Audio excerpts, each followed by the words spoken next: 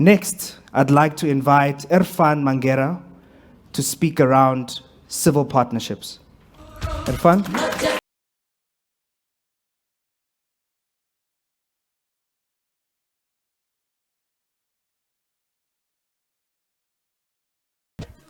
Dumelang, goeiemorgen, namaste, assalamu alaikum. A very good morning and welcome to you all. Just 2 days ago, I met up in an accident. A driver under the influence and on his phone knocked into me. By the grace of God, I'm okay and thankful for life. But this whole ordeal reminded me how broken we are as a society. For a man to be driving under the influence on a random Monday is no actual random occurrence. Too much of this has been seen and occurring on our roads and in our communities. Too much of this is endured by us as the people. Symptoms of pain and of trauma. As a nation, we are indeed unhealed. And so I thought it fit to start by highlighting the importance for us as a society to center healing as part of us moving forward. In an era of deep democratic decline, the rise of ethno-nationalism and right-wing extremism, we find ourselves in the most difficult moment in post-democratic South Africa. A moment where almost every town, every village, and every city is deeply distressed. A moment where every person across the length and breadth of this land is feeling angry, sad, anxious, disheartened, and increasingly disillusioned at the daily lived experience we are forced to accept. I've spent the majority of my life in service of the people of this country through a number of different organizations, through a number of civic movements, committees, etc. Each coming with their own responsibilities and tackling issues from food security, water shortages, internationalism, climate change, education, health, safety, and primarily the meaningful and active participation of young people. This experience is indeed a story crossing many different communities. And it is one that has showed me the true lived reality of the millions of South Africans who remain jobless and disrespected by a government that absolutely doesn't care. A reality too few of the current political actors experience nor live by. Growing up in the civil society space has allowed me to understand that the struggle so many fought and died for is far from being achieved. 40 years ago, hundreds of people from across this country came together, representing hundreds more across civil society, from sports, cultural groups, student groups, youth groups, women's groups, all the way to religious institutions, trade unions, and civic bodies.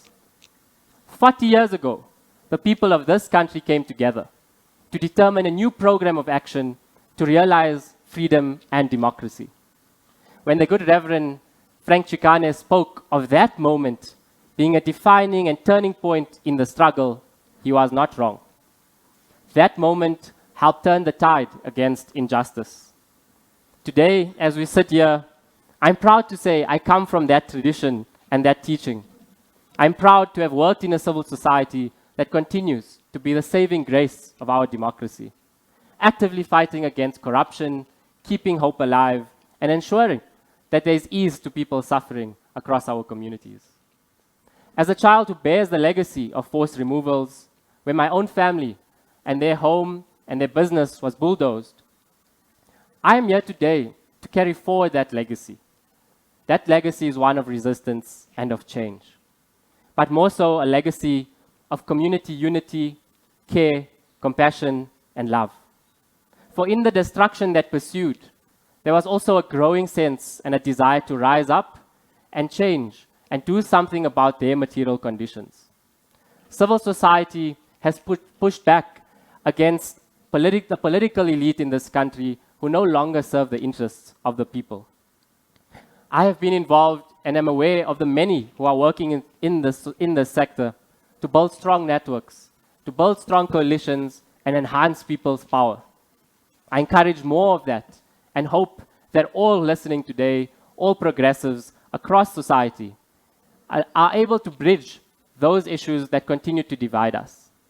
Similarly to how those 40 years ago came together across their differences and were able to build and achieve some of the broad objectives that their generation outlined. This work is indeed generational. It is beyond me stating today the great importance of civil society. In strengthening this democracy, I'm here to make a clarion call, specifically to young people, to stop waiting for change to happen. Change must happen now. Rise up, rise now, and rise for our future. It is our generational mission to make 2024 our 1994. And I'll repeat that. It is our generational mission to make 2024 our 1994 and change the way politics happens in this country for years to come. We cannot remain on the sidelines of civil society alone and expect change to happen. We must extend our solidarity and work to the political space and ensure that we are the makers of history and not the prisoners of history. I'll repeat that. We need to ensure that we are the makers of history and not the prisoners of history. In this moment today, I encourage civil society, and particularly the young people of this country, to move beyond the introspection and reflection which is needed, to continue building strong institutions in our communities, and to further the important human rights work being done all over, to move and encourage more of what is currently existing across civil society, and get our people, and specifically youth, engaged in the democratic process. Carry out the mass civic and voter education work that is so needed, and push back against the widespread corruption we see all over. Activate yourselves in every space you currently find yourself. The time to rise is now. Rise, South Africa, rise. Rise. Thank you.